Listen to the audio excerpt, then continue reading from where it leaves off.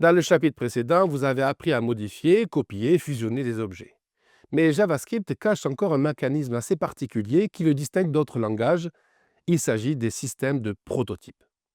Alors, chaque objet en JavaScript va posséder un lien vers un autre objet qui est appelé prototype. Ce prototype contient des propriétés et des méthodes que seul l'objet peut utiliser. C'est comme si l'objet héritait de son prototype. Par exemple, quand vous créez un objet vide, il va hériter automatiquement des méthodes comme toString ou asOneProperty grâce à son prototype par défaut.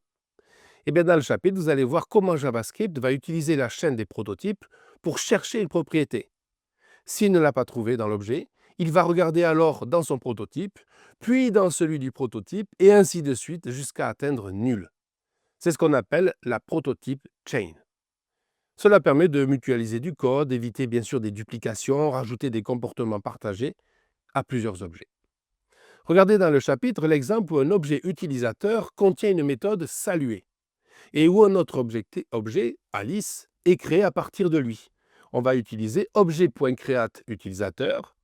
Donc même si Alice ne définit pas directement saluer, il peut l'utiliser car il va hériter du prototype. En langage simple, Alice copie le comportement sans copier le contenu. Une autre façon de travailler avec les prototypes, c'est via les fonctions constructrices. Quand vous allez utiliser fonction utilisateur nom, puis new utilisateur Alice, eh bien l'objet créé a pour prototype utilisateur.prototype. Ainsi, en ajoutant des méthodes à ce prototype, eh bien toutes les instances de l'utilisateur les partagent sans les dupliquer. C'est très puissant car cela permet, bien sûr, d'économiser de la mémoire tout en gardant un code clair. Pour revoir ces éléments, utilisateur.prototype, n'hésitez pas à regarder dans le cours, c'est bien indiqué.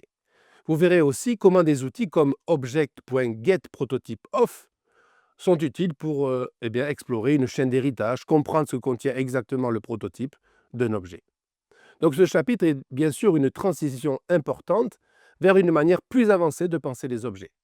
Vous n'allez plus vous contenter de stocker des données, vous allez commencer à modéliser des comportements partagés.